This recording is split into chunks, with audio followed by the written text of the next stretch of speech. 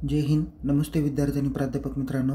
Mister अक्षय बळे SPPU exam update या YouTube चॅनलमध्ये आपणा सर्व जणांचं स्वागत आहे. या व्हिडिओमध्ये आपण आता MCOM part second semester 3 2024 credit पॅटर्नमधील ऑडिटिंग अँड कॉर्पोरेट गव्हर्नन्स या विषयाच्या क्वेश्चन पेपरचा फॉर्मॅट आपण बघणार आहोत. तसेच स्टडी पर्पजसाठी काही इम्पॉर्टंट क्वेश्चन्सवरती देखील आपण नजर टाकणार आहोत. त्यामुळे हा व्हिडिओ शेवटपर्यंत नक्की बघा. आवडल्यास या व्हिडिओला लाईक करा, शेअर करा. अधिक माहितीसाठी आपल्या यूट्यूब चॅनलला सबस्क्राईब करा आणि टेलिग्राम चॅनलमध्ये सहभागी व्हा. बाकी विषयाचे व्हिडिओ देखील तुम्हाला लवकरच आपल्या या यूट्यूब चॅनलला बघायला भेटतील. चला तर मग सुरुवात करूया की ऑडिटिंग अँड कॉर्पोरेट गव्हर्नन्स या विषयाच्या क्वेश्चन पेपरचा फॉर्मॅट काय असणार आहे. विद्यार्थी मित्रांनो, ऑडिटिंग अँड कॉर्पोरेट गव्हर्नन्स या विषयाची विद्यापीठाची परीक्षा 70 मार्काची होणार आहे. परीक्षेसाठी तुम्हाला 3 तासाचा टाईम अवधी दिलेला आहे. पासिंगसाठी तुम्हाला किमान 28 मार्क मिळणं अपेक्षित आहे आणि परीक्षा जी काही होणार आहे किंवा क्वेश्चन पेपर जी काही येणार आहे ती फक्त आणि फक्त इंग्रजी माध्यमातून येणार आहे. तर क्वेश्चन पेपरच्या फॉर्मॅटकडे आपण वळूया. तर क्वेश्चन पेपरचा जो काही फॉर्मॅट असणार आहे त्याच्यात काही इम्पॉर्टंट इन्स्ट्रक्शन कडे लक्ष द्या. नंबर 1 की टोटल तुम्हाला परीक्षेत 6 प्रश्न विचारले जातील. त्यातील क्वेश्चन नंबर 1 आणि क्वेश्चन नंबर 6 हा तुम्हाला कंपल्सरी सॉल्व करायचा आहे. तर रिमेनिंग जे काही क्वेश्चन्स आहे म्हणजेच क्वेश्चन सेकंड, थर्ड, फोर्थ आणि फिफ्थ अशा 4 प्रश्नांपैकी कोणत्याही 3 प्रश्नांचीच उत्तरं तुम्हाला सॉल्व करायची आहेत. यामध्ये क्वेश्चन पेपरमध्ये क्वेश्चन नंबर 1 हा तुमचा फिल इन दी ब्लँक्स 6 मार्काला राहणार आहे. त्याच्यानंतर क्वेश्चन नंबर सेकंड हा ब्रॉड क्वेश्चन चॅप्टर नंबर 1 वर 18 मार्काला येईल. त्यानंतर क्वेश्चन नंबर 3 हा ब्रॉड क्वेश्चन सेकंड नंबर चॅप्टरवर 18 मार्काला आहे. त्यानंतर क्वेश्चन नंबर 4 हा ब्रॉड क्वेश्चन चॅप्टर नंबर 3 वर 18 मार्काला आहे. तर क्वेश्चन नंबर 5 हा sample case study to be develop by the paper setter on topic number 4 हा देखील 18 मार्काला राहणार आहे. याच्यात तुम्हाला वेगवेगळ्या केस स्टडी दिलेल्या आहे. त्या पुस्तकामध्ये किंवा सिलेबसमध्ये तुम्हाला जवळजवळ 5 ते 6 केस स्टडी दिलेल्या आहे. त्यापैकी कोणतीही एक केस स्टडी तुम्हाला येऊ शकते. त्यानंतर तुम्हाला क्वेश्चन नंबर 6 हा राईट शॉर्ट नोट्स आहे, जिथे तुम्हाला टोटल 5 टॉपिक्स दिलेले आहे. त्या सगळ्या टॉपिक्सवरती शॉर्ट नोट्स येतील आणि तुम्हाला कोणत्याही 2 शॉर्ट नोट्स तुम्हाला लिहायच्या आहेत. यासाठी तुम्हाला 10 मार्क आहे आणि एकूण 70 मार्काच्या क्वेश्चन पेपरचा फॉर्मॅट आहे. विद्यार्थी मित्रांनो, जिथे 2 नंबर 3, 4 मध्ये जे काही ब्रॉड क्वेश्चन दिलेले असतील तर यामध्ये जसं तुम्हाला एखाद्या कन्सेप्टची डिफाईन सांगितलेलं आहे आणि त्याचे एक्झाम्पल आपण गृहीत धरूया की define XYZ concept and explain their importance किंवा ॲडव्हान्टेजेस अँड लिमिटेशन्स असतात. विद्यार्थी काय करतात, फक्त ॲडव्हान्टेजेस आणि लिमिटेशन लिहितात, ते डिफाईन करत नाही. आणि तुम्हाला माहिती असेल की मार्किंग स्कीम असते, म्हणजे जर का तुम्ही इंट्रोडक्शन, मिनिंग, डेफिनेशन लिहिलं नाही तर तुमचे किमान 5 मार्क किंवा 4 मार्क तर तिथेच मायनस होतात. तुम्ही ॲडव्हान्टेजेस, डिसॲडव्हान्टेजेस कितीही लिहिले तरी तुमचे जे काही इंट्रोडक्शन, मिनिंग, डेफिनेशनचे मार्क्स आहेत ते तुम्हाला भेटणार नाही. त्यामुळे काळजीपूर्वक तुम्ही प्रश्नांची उत्तरं लिहिणं अपेक्षित आहे. ओके, सो आता आपण इम्पॉर्टंट ब्रॉड क्वेश्चनकडे जाऊया, जे क्वेश्चन नंबर 2 3 4साठी ते विचारले जातील. या ठिकाणी पहिला महत्त्वाचा मला वाटणारा प्रश्न आहे तो म्हणजे explain in details the basic principles and techniques of auditing.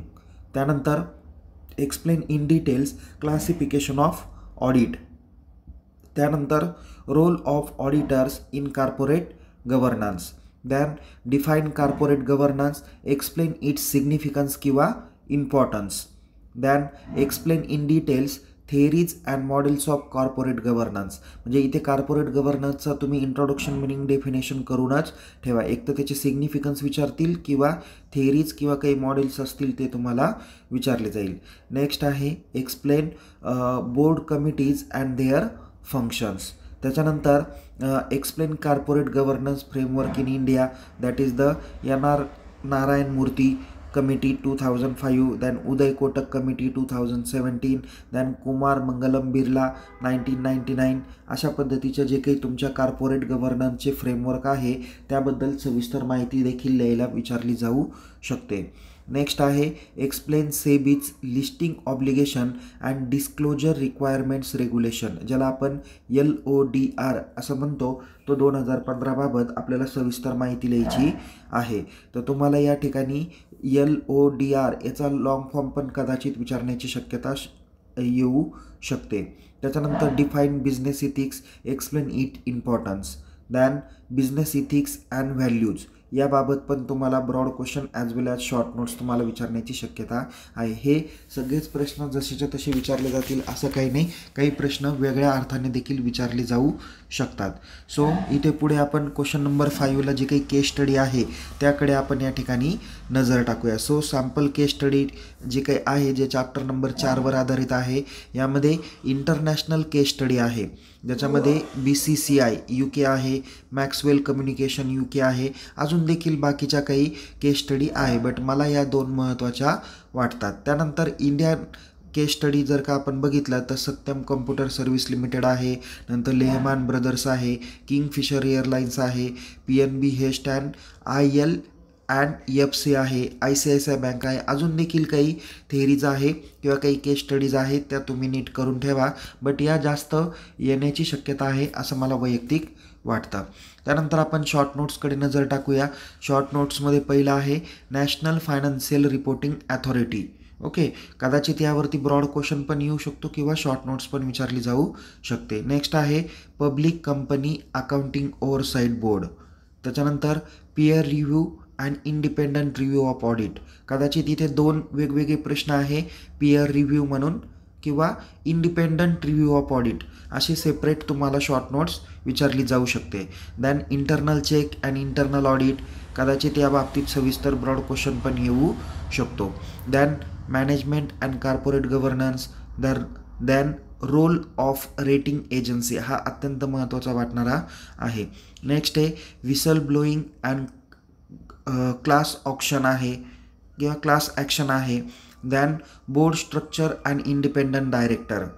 त्याच्यानंतर कॉन्फेडरेशन ऑफ इंडियन इंडस्ट्री, ज्याला CII 1997, या केस स्टडीच्या बाबतीतल्या काही गोष्टी आहे. Than corporate governance and ethics committee.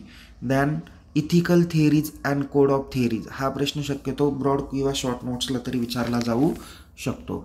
So या पद्धतीने आपण या व्हिडिओजमध्ये जो काही advance account and taxation related जे विद्यार्थी आहेत त्याच्यातील जो काही पहिला पेपर आहे तो म्हणजेच तुमचा ऑडिटिंग अँड कॉर्पोरेट गव्हर्नन्स आहे. हा 4 क्रेडिटचा सब्जेक्ट आहे आणि या संदर्भात आपण सविस्तर माहिती बघितलेली आहे. अशाच आपण पुढच्या व्हिडिओ बघूया.